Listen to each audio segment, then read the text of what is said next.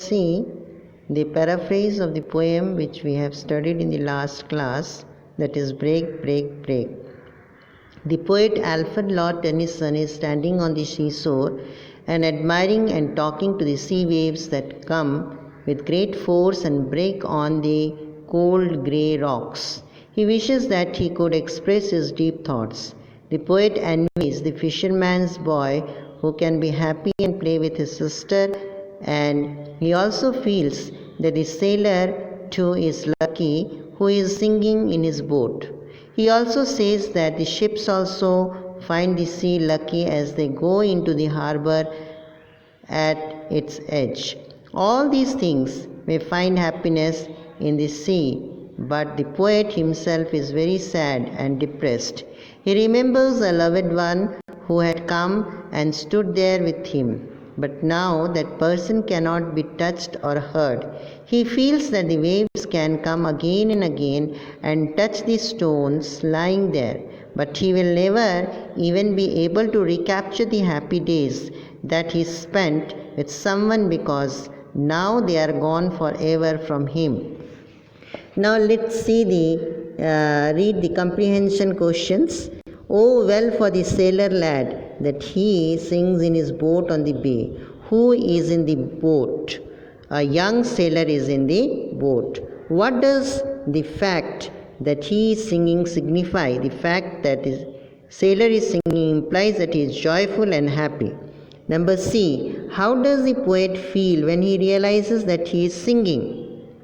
The poet realizes that he cannot be as cheerful as him, and his song reminds him of the voice of the dead friend whom he can't talk to anymore. Number 2. But oh, for the touch of the vanished hand and the sound of a voice that is still.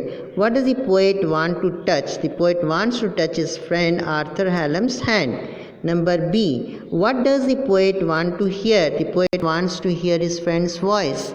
Number C. What is the mood of the poet when he writes this line? The poet is nostalgic while writing these lines. The memories of his friend make him grim. Number B. Answer this question. What is the poet thinking of as she watches the waves breaking on the shore? As the poet watches the waves breaking against the shore, he thinks about his inability to express his grief. Number 2. What does the phrase "oh well" mean? "Oh well" implies that it works well for the fisherman's boys and the sailor to be merry. Number 3. Why does the poet envy the fisherman's boy? The poet envies the fisherman's boy because he is cheerful and expresses his joy. Number 4. What is the thing that will never return? His friend Arthur Hallam will never return. He will never be able to touch him or listen to him anymore. Tennyson longs for the companionship which has been lost. Number 5. Whose voice is still? The poet's friend's voice is still because he has passed away. Number C. Think and answer. What is the heaven under the hill? The heaven under the hill is the harbor that the ships sail into, but the poet can also mean the destination where all journeys end. Number 2. Why does the poet use the phrase "a day that is dead" is to refer to the past? The poet's dear friend has passed away. For the poet, it is as if all the days that had been spent with his friend and all the happiness associated with those days have died too. Number 3. Why is the sea a useful symbol? Does the sea comfort the speaker? The sea with its waves crashing on the shore becomes a symbol of the poet's grief breaking in upon his heart. It comforts the poet as the waves breaking in upon the shore can break away his inner pain and sorrow. Word study. A paradox is a statement that has two opposite ideas that makes a statement seem untrue. But such statements are generally well founded. The silence is deafening. Like that, you have to write, and the sound of a voice that is still, but oh for the touch of the vanished hand. But oh for the touch of the vanished hand. Number D answer. Then number E. Write words and phrases from the poem which indicate sorrow and the loss of a loved one. Day that is dead, cold grey stones.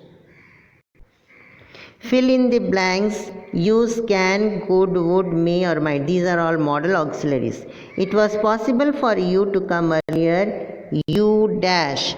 You could. You could have taken the earlier train. When you say something seems possible, it means we may expect it to happen. The sky is overcast.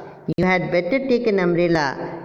It might or could also be used rain. The number 4. When we were younger, we would or we could run up that hill and race down too. If an alternative plan is suggested, you could decide to adopt that one, couldn't you?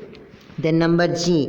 Complete the dialogue with will, would, won't, would not, could, ought to and must. Here, let's see. Anita, you dash answer the doorbell as soon as it rings or the guest will leave. You must. Mannat, oh, that's not right. They dash wait for a few moments at least.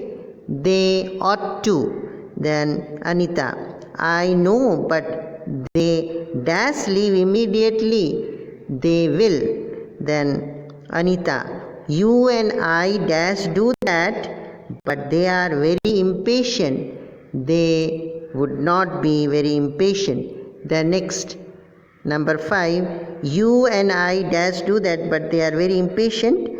That will be number 5, would not. Then 6, oh well, even though I don't like to be pushed, I guess I dash answer. I could answer the bell immediately. It would not harm me. So this is all about your writing section, and you have to do of your own. Please see this. This is a letter writing that will be dealt in paper 1 separately. Thank you and have a nice day.